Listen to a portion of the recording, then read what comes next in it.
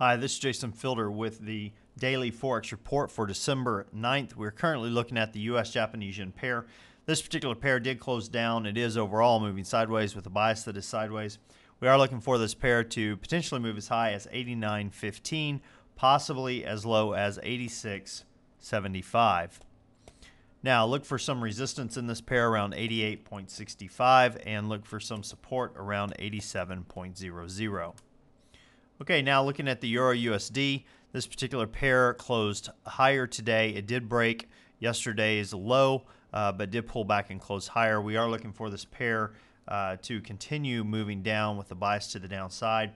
Look for it, if it does rally, to possibly move as high as 148.50, possibly as low as 146.00. Look for some resistance around 147.88. and look for some support around 146.65. Okay, let's take a look at the pound US dollar pair. This pair moved much lower, did pull back and close above yesterday's low, pretty much at this particular session's low. We are looking for this pair to continue moving down with a bias to the downside. Look for it, if it does rally, to move as high as 164.65, possibly as low as 160.71. Look for some resistance around 163.75 and look for some support around 161.65. Okay, now looking at the US Swiss, this particular pair created somewhat of a doji bar during this last session. It did break the previous session's high. We could have a reversal here, and we'll get into that here in a minute. But we are looking for this pair to continue to move higher overall with a bias to the upside, but in light of this doji, we could get a pullback, so definitely be aware of that. We're looking for this pair to potentially move as high as 1.0353, possibly as low as 10165. Look for some resistance around 10299, and look for some support around 10198. Okay, well, that about does it for that. Let's take a look at what is happening as far as news announcements go. The Swiss National Bank has their interest rate decision at 3:30 a.m. Eastern Time tomorrow morning. Consensus is they're going to hold rates at 0.25%. Now, the Bank of England also has their rate decision being released at 7 a.m. Eastern Time. Consensus on that is that they're going to hold at 0.50%. Well, let's take a look at, let me zoom out. We're in the U.S. Swiss on the day time frame. Just want to talk a little bit about support and resistance, kind of how that can play into your judgment as far as taking trades. We did form a doji bar today. If you notice, this typically support and resistance are areas, not a particular price. So you may have one price here, a high, and a high, and then all be a resistance area. Same thing with support. You could have a low on one session and it all bounce around within a couple of pips, and this is now support. So definitely keep that in mind as we talk about this. But if you notice, the doji bar today moved higher. It did pull back just a little bit, closed I think a pip down. If you notice the session before it, right here, the high on it, you come over here, we have a high here, and all of these right here, all of these sessions, we have 1, 2, 3, 4, 5 sessions, 4 in a row, and then this one spiked, but we have 5 sessions all in there that formed resistance in that area. We've come to that point. We broke above it, but we did pull back to close lower by 1 pip, forming a doji bar. We know doji bars are can be signals of a reversal. We have the session before it's high within the range here of resistance.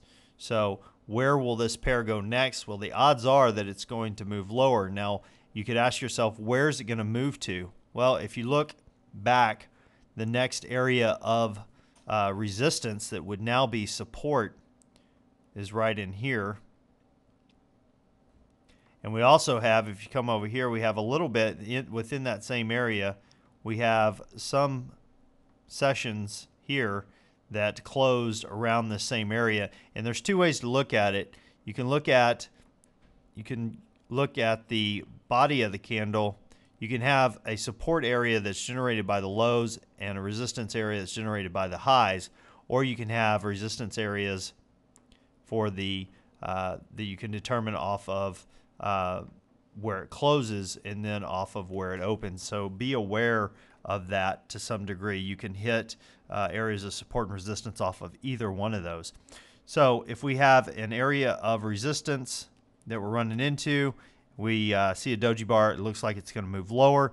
The next area that we should be cognizant of is this area right here. As far as it moving lower, we have the same area here to some degree. Now, if it pushes through that, the next area we should look at is support, which would be here. And that kind of coincides with some resistance that we found during these sessions. And it's not an exact, it's not exact numbers, not exact prices, but it does let you know that if you get a break, that you could push through it. If you just seen what's on the chart, it would make sense that if you took this particular session's low and you took the area here of past support and now resistance, that you could make an argument that if you went short here and pulled out an exit there, that you could make the difference between those two, the pips that are between those two, which if you look from here to here is 100 pips, so it's below 100 pips, probably somewhere in the neighborhood of 70 pips, but nonetheless you can make that argument. If you look a little bit higher up, if we get a break of the low of the doji, then you could look right here for that little move. So just a little bit on support and resistance. You can track it going back like that, looking for future or historical support to now be resistance and resistance to now be support as you go through time. Nice thing about that is there are times where you see it like here and you get a break and the break continues lower, and it's not just a couple of pips you get, but it's a run down. And if you use break-evens or trailing stops, you can really profit from those. Well, I hope that helps. And until next time, this is Jason Fielder.